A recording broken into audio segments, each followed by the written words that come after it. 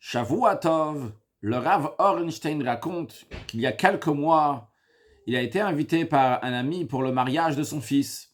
Lorsqu'il est arrivé au mariage, il était très étonné de voir les parents de la mariée qui auraient pu être ses grands-parents. En effet, le père avait 97 ans et la maman, elle avait 85 ans. Alors il se demandait, qu'est-ce qu'il se passe ici? Il s'est renseigné auprès du père de la mariée, qui lui a raconté l'histoire suivante.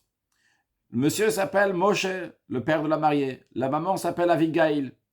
Ils se sont mariés lorsque Moshe il avait 32 ans et la maman Avigail avait 12 ans de moins, elle avait 20 ans.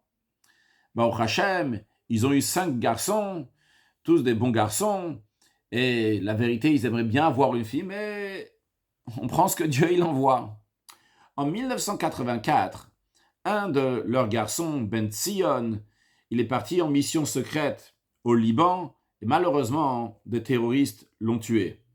Les parents étaient extrêmement brisés. Bien qu'ils vivaient toujours dans la joie, une très bonne humeur, une très bonne ambiance dans la famille.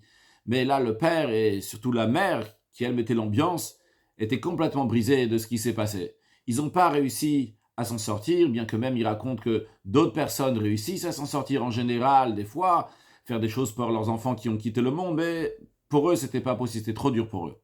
Et vraiment, ça les a brisés.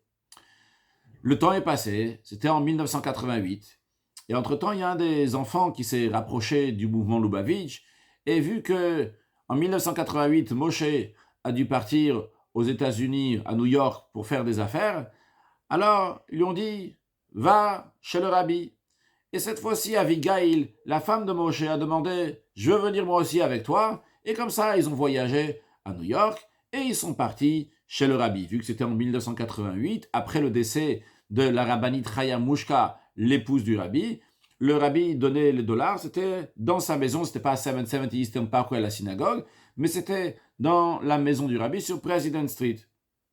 Ils sont partis, et Avigail a raconté au rabbi comment ils sont très déprimés depuis ce qui est arrivé. Le rabbi l'a béni, et après le rabbi lui a donné 4 dollars pour les 4 garçons.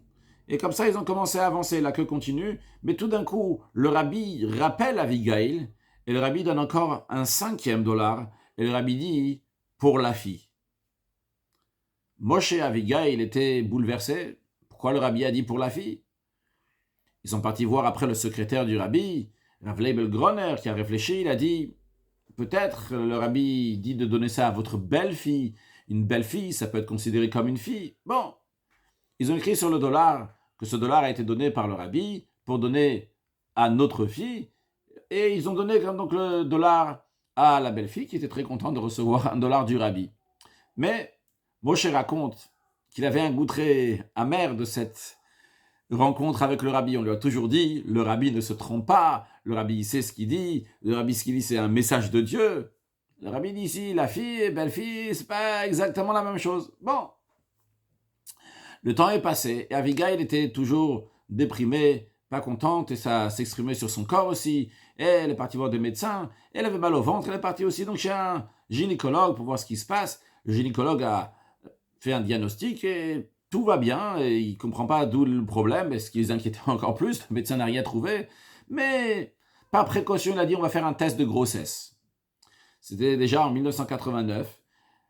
Avigail avait 53 ans, elle se demandait si le gynécologue ne se moque pas d'elle, 53 ans, faire un test de grossesse. Ils ont fait le test de grossesse, et il s'avère qu'Avigail est enceinte. Là, Moshe n'en revenait plus, il a compris que le rabbi il a dit un 5e dollar pour la fille, il a compris qu'il y a une fille qui va arriver ici, et il s'est dit, c'est incroyable, le rabbi, ce qu'il nous a fait, le rabbi a compris, alors il a dit, il ne veut pas nous ramener Ben Sion, mais en tous les cas, il va nous réconforter, ramener la joie de vivre, en rajoutant un enfant à la famille. Quel enfant? Une fille qu'on attendait depuis tellement de temps. Bien, la grossesse, elle commence, ils vont d'un médecin à l'autre médecin, et tous les médecins, ils disent, ça ne pourra pas aboutir à terme, quelles que soient les raisons, en tous les cas, pour des raisons de santé, elle ne pourra pas accoucher un enfant en bonne santé. Moshe et Avigail, ils ont voyagé à nouveau chez le rabbi, remercier le rabbi pour cette bénédiction. Ils ont dit, rabbi, voilà ce que les médecins ils disent.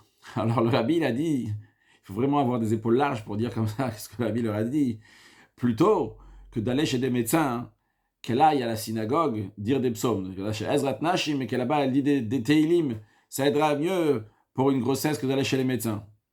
Abigail et Moshe, avec une Emouna Shlema, une foi totale en ce que le rabbi dit, ils sont plus jamais partis chez les médecins pour savoir si ça va bien, ça va aboutir ou quoi que ce soit.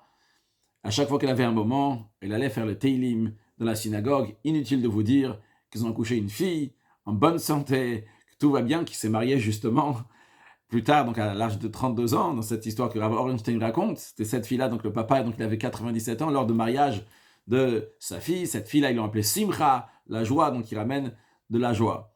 Une belle histoire du rabbi, mais quand même une histoire incroyable, avec des enseignements très importants aussi à en tirer de cela.